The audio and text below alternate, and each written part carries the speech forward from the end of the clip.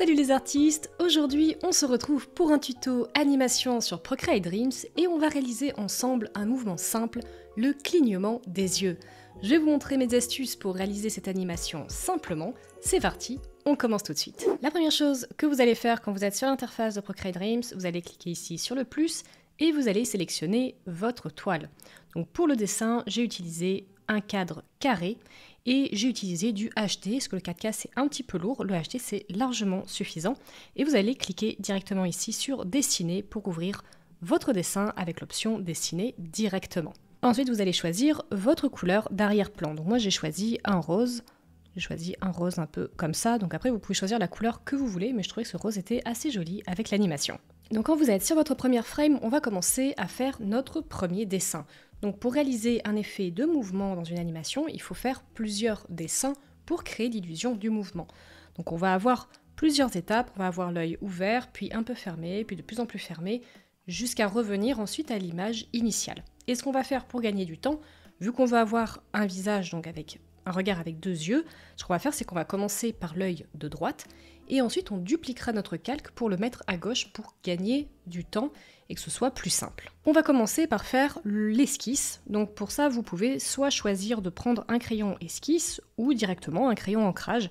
Pour les avoir essayés, je préfère partir directement sur un crayon ancrage, donc dans calligraphie j'utilise la brush script. Ensuite ici on va venir sweeper vers le haut pour avoir le petit flipbook qui apparaît ici et on a notre toile qui apparaît.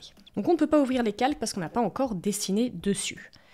Donc je prends ma brush calligraphie, je vais prendre du noir et je vais commencer à faire mon œil. Donc ici je vous l'ai mis en transparence en dessous, comme ça ce sera plus simple aussi pour vous de vous y repérer. Donc globalement on va commencer par créer le sourcil. Donc là on va faire des traits assez simples puisqu'on est à l'étape de l'esquisse. Et on va venir créer l'œil, donc là on va faire un œil ouvert. Vous n'êtes pas obligé de faire exactement le même modèle que moi, mais par contre, essayez de suivre la même logique. Donc là, on a un œil ouvert et on va créer ici un petit bord, un petit creux pour créer la paupière. Et à l'intérieur, on va faire l'œil bien ouvert, bien rond. Et ici, je vais faire un petit mouvement comme ça. Ça va être joli parce qu'une fois que l'œil va se fermer, ça va créer ce petit mouvement, va être assez sympa. Donc on va mettre un petit creux ici. Ce qu'on va faire d'abord, c'est qu'on va allonger notre frame. Donc on va l'agrandir, on va maintenir ici, on va maintenir un doigt et on va l'agrandir d'une frame. Donc on va passer ici sur le 2. Ok, une fois que c'est fait, on va pouvoir passer à la deuxième image. Ensuite, donc on clique pour créer une nouvelle frame et on va pouvoir dessiner sur celle-ci. Donc là, on a notre pelure d'oignon qu'on voit en arrière-plan. Donc premier trait, ça va être simple, on va reproduire. On va repasser bien sur les traits du sourcil et ensuite on va faire l'œil. Donc là on va garder à peu près le même positionnement ici. On va continuer à faire notre petit creux ici de la paupière et c'est là qu'on va, par contre on va changer. Donc on va toujours faire au-dessus la même chose, sauf que là on va descendre un tout petit peu. Donc là la pointe elle montait un peu vers le haut, là on va revenir un peu comme ça. Et là on va commencer à fermer un petit peu l'œil. Et donc, ce qu'on peut faire aussi pour donner un petit peu plus de réalisme, c'est qu'on va commencer à créer les cils. Donc, on va faire des cils comme ça. Donc, on les fait assez grands, assez grossiers pour que ce soit un peu plus simple à dessiner. L'idée, c'est de faire un style un petit peu comics. Et donc ici, on va venir garder la même ligne en dessous pour fermer l'œil et on va recréer le rond de l'œil. Et forcément, le rond de la pupille va commencer à être un petit peu masqué par le dessus de l'œil. Donc on va faire la même chose, on va agrandir notre frame, donc on maintient un doigt et j'allonge d'une frame pour avoir la même taille que celui-ci.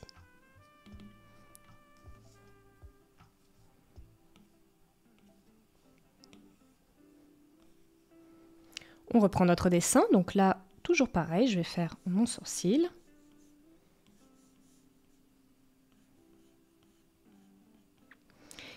Ici, je vais continuer et là, je vais légèrement décaler le petit creux qu'on a ici. On va légèrement le décaler ici.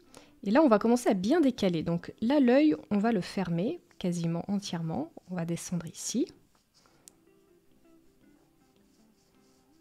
Et on va suivre comme ça. Là, ici, on va faire les cils. Donc là, ils vont être un petit peu plus allongés, forcément, puisque l'œil est en train de se fermer. Donc les cils vont également suivre le mouvement. Et on a ici le creux de la paupière qui va aussi suivre ce mouvement et qui va s'abaisser un petit peu. Ici, en dessous, on va garder le même trait. Et on va faire également l'œil, pareil, qui va être quasiment, on va quasiment plus voir le petit rond de la pupille. Ok. Pour cette frame, on va l'agrandir également. On va pas l'agrandir de 2, cette fois on va l'agrandir de 3. Donc on maintient un doigt, on fait 1 et 2.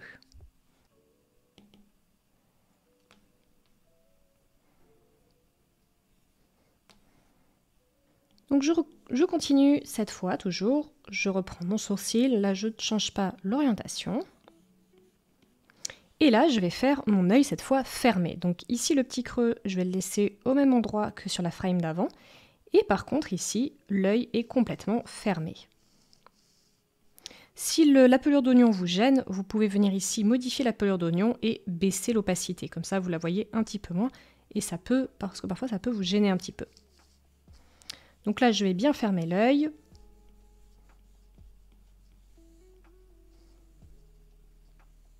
Je vais faire une forme comme ça. Et je vais également faire les cils ici, forcément, qui suivent le mouvement de fermeture de l'œil. Et en dessous, je vais faire un petit trait pour signifier le petit pli de l'œil en dessous. Et au-dessus, toujours, je fais le pli de ma paupière, mais je vais le baisser encore un petit peu par rapport à la pelure d'oignon précédente. Ensuite, je vais agrandir également ma frame, donc je maintiens, j'appuie, et cette fois, je maintiens uniquement une fois, donc on agrandit de 2 frames. Maintenant qu'on a fait ça, on a déjà fait le mouvement principal, donc on ne va plus avoir de dessin à faire. On a fait le mouvement principal d'ouverture et de fermeture. Donc c'est à ce niveau-là, vous allez pouvoir déplacer la petite tête de lecture pour voir un peu votre animation. Là, on peut voir que sur ma première frame, il me manque les cils, donc je vais la rajouter.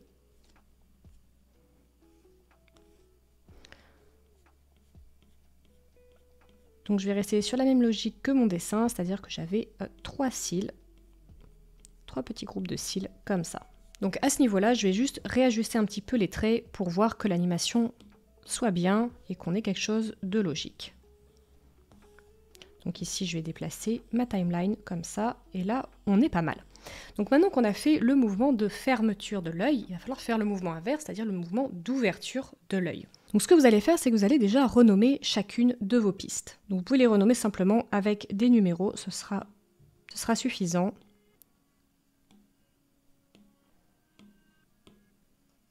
Et ça va vous permettre comme ça de vous repérer par la suite. Une fois que vous les avez renommés, vous allez pouvoir les dupliquer. Donc en cliquant dessus, et vous allez faire dupliquer.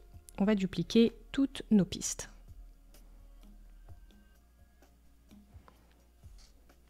Donc ça doit nous donner une timeline comme ça, 1, 1, 2, 2, 3, 3, 4, 4. Donc l'idée, vous l'aurez compris, c'est de récupérer la piste 3, de la faire glisser et de la mettre ici à côté de la piste 4. Pareil avec la piste 2 et pareil avec la piste 1. Une fois que c'est fait, on va tout simplement décaler et bien placer chaque piste les unes à côté des autres.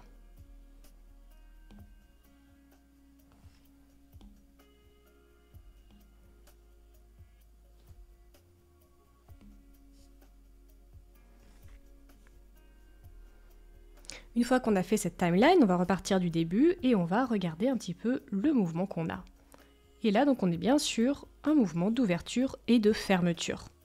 Alors, vous avez la possibilité de changer un petit peu la dynamique de l'ouverture et de la fermeture. C'est-à-dire que là, par exemple, sur cette frame-là, elle dure 3 frames. Hein, c'est ce qu'on avait vu par rapport à toutes les autres qui durent 2 frames. Donc, c'est-à-dire que cette action-là, elle va être un petit peu plus lente.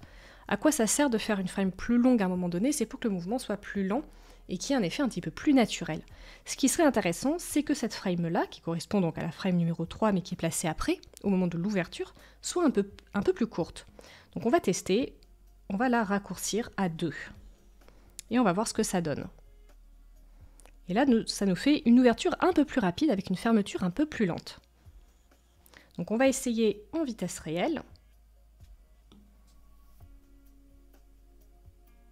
Voilà, donc c'est plutôt pas mal parce qu'on a une fermeture lente et une ouverture un peu plus rapide. Ça donne un petit peu plus de dynamisme. Au niveau des propriétés, je vous en ai pas parlé. On est à 12 images par seconde. Et pour le montage, on est sur une boucle. Hein, vous allez bien cocher la boucle après pour que votre animation elle tourne sans s'arrêter. Parce que si vous faites une fois, elle va s'arrêter dès qu'elle aura terminé. Maintenant, on a notre mouvement. Seulement, ce n'est qu'une esquisse, donc il faut passer maintenant à la colorisation et à l'ancrage pour avoir quelque chose de bien propre. Donc pour ça, c'est assez simple. Vous allez revenir sur chaque frame en mode dessin. Vous allez venir ici sur vos calques et vous allez faire plusieurs calques. Donc vous allez faire un calque, deux calques, trois calques. Ici, c'est votre calque de l'esquisse. Vous pouvez le renommer esquisse. Et l'esquisse, je vais la placer ici. Ce calque-là, je vais le renommer ancrage. Ce calque-là, je vais le renommer couleur. Et je vais faire aussi un quatrième calque que je renomme détail. Donc vous n'êtes pas obligé de tous les renommer forcément, mais ça peut vous permettre de vous repérer un petit peu, surtout si vous débutez par exemple sur Procreate, ça peut vraiment vous éviter de vous perdre. Donc le calque des détails par contre, je vais le mettre tout en haut, au-dessus de l'ancrage. Donc ici, j'ai mon calque d'esquisse. On va commencer par l'ancrage. Pour l'ancrage, je vais garder la même brush, la brush calligraphie. Ce que je vais faire, c'est que le calque esquisse, je vais baisser un peu l'opacité. Voilà, et je vais dessiner sur le calque ancrage, comme ça mon esquisse est un petit peu plus transparente, donc ça me permet de voir un peu mieux ce que je fais. Je vais monter un tout petit peu la taille de la brush, et là donc le but, ça va être de faire quelque chose de bien propre. Et c'est là que c'est un travail de patience. Mais c'est très important pour que votre animation elle soit réussie, c'est d'avoir un trait qui soit bien net, où il n'y ait pas de bavure, etc. Avec la petite gomme, je vais venir gommer les imperfections et je vais repasser dessus. Une fois que j'ai fini avec le sourcil, on va passer à l'œil. Donc là, je vais bien repasser sur mon esquisse. Donc je remplis bien l'ancrage et je le remplis. Donc, je vous rappelle, sur Procreate Dreams, on ne peut pas dessiner exactement de la même manière qu'on dessine sur Procreate. Donc on va se servir des outils qui sont à notre disposition. Et je vais maintenant faire les cils. Donc je fais quelque chose de bien net, parce que je veux un résultat qui soit un petit peu style comics, manga. Donc je veux quelque chose de très net, de très bien ancré. Et ici, je vais faire le petit trait de la paupière.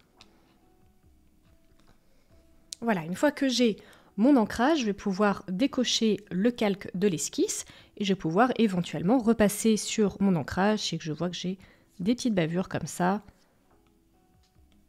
Je vous conseille de vraiment bien travailler votre ancrage avant de venir mettre la couleur. Ensuite, sur le calque de la couleur, donc on va aller choisir les couleurs qu'on veut attribuer. Donc j'ai utilisé ce marron par exemple. Vous pouvez utiliser la brush script et vous allez remplir vos formes.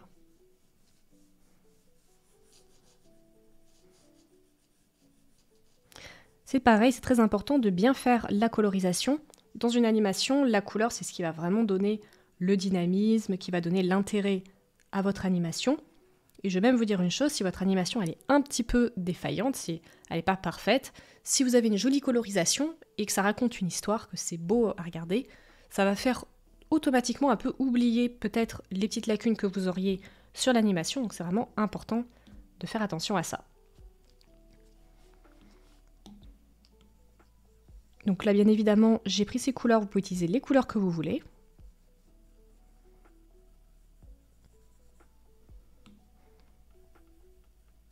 Vous pouvez utiliser aussi du blanc si vous voulez faire le blanc de l'œil. C'est vrai que sur mon animation, j'avais pas fait le blanc de l'œil, mais ça peut être joli.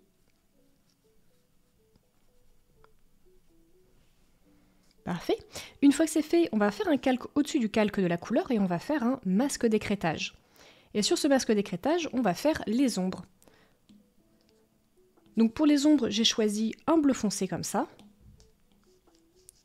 Et je vais l'appliquer ici, au niveau du bleu de l'œil. Si vous avez choisi de mettre du blanc, il va falloir aussi choisir une couleur pour faire l'ombrage du blanc de l'œil. Donc pour ça, par exemple, on peut prendre un gris un peu foncé et faire comme ça l'ombrage du blanc de l'œil. Si vous voulez faire l'ombrage du blanc de l'œil, pensez bien à faire que votre ligne soit au même endroit que la ligne de l'ombre de l'iris. Et maintenant, sur le calque des détails, je vais pouvoir ajouter, par exemple, mes petits détails de blanc. Donc je vais faire une petite lumière.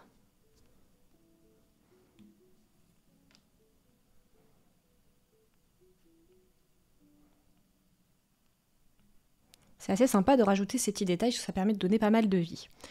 Ok, on a fini notre ancrage et notre colorisation, donc maintenant on va pouvoir passer au deuxième œil, on va faire exactement la même chose.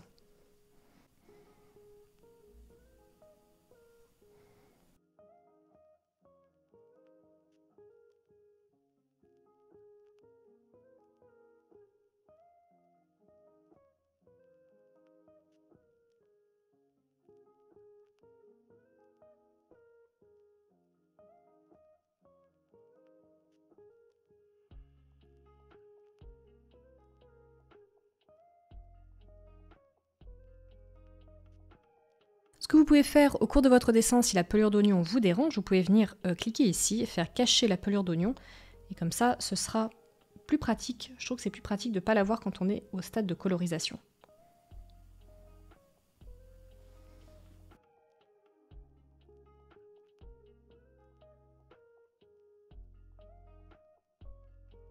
Ce que vous pouvez faire également si vous ne retrouvez pas le bleu de l'œil par exemple, ici vous avez un historique mais parfois il peut s'effacer ou vous pouvez avoir pris d'autres couleurs entre temps, vous allez cliquer ici pour récupérer votre couleur de la frame précédente.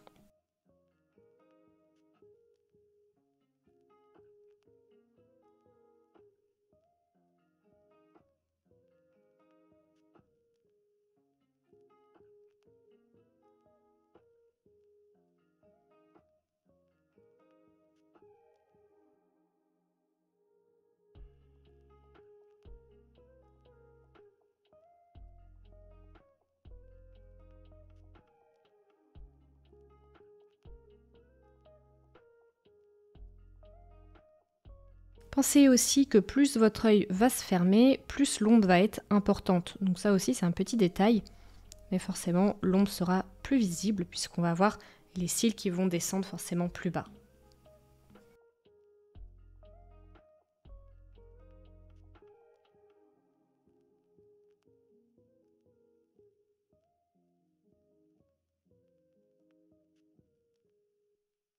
On arrive ensuite à la dernière frame. Et ensuite, en fait, on ne sera plus obligé de faire la colorisation, ce qu'on va faire comme on a fait au début, c'est-à-dire qu'on va dupliquer nos calques. Comme ça va nous éviter de devoir refaire exactement la même chose. L'idée, c'est que l'animation, ça prend beaucoup de temps. C'est un travail qui est très long, puisqu'on travaille frame par frame, dessin par dessin. Donc quand on peut s'éviter de refaire des dessins qui sont inutiles, enfin qu'on peut dupliquer, on va le faire. Comme ça va nous faire gagner du temps et aussi gagner de l'énergie.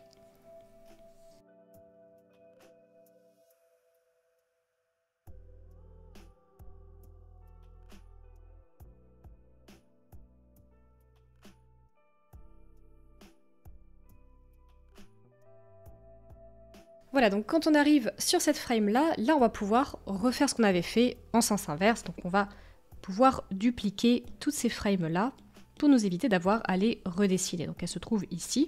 Donc ce qu'on va faire, c'est qu'on va supprimer tout ça. Pourquoi on l'a fait au moment de l'esquisse et qu'on l'a pas fait maintenant? C'est parce qu'au moment de l'esquisse, ça nous permet en fait de voir le mouvement et de voir un petit peu comment on veut aménager les frames. C'est important plutôt que tout de suite de passer à la colorisation, à l'ancrage et après d'aller créer le mouvement. Donc il faut toujours passer par cette étape où on va d'abord faire une petite esquisse, déterminer le mouvement, et une fois que c'est bon, là on va pouvoir refaire la couleur et on va redupliquer. Donc je duplique mes frames comme tout à l'heure.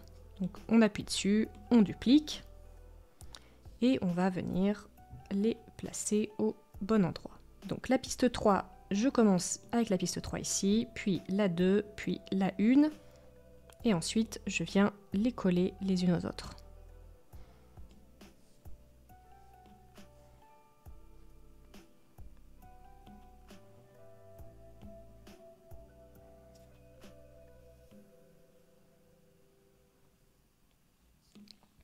On se souvient maintenant que tout à l'heure, ce qu'on avait fait, c'est qu'on avait réduit la durée de cette frame-là.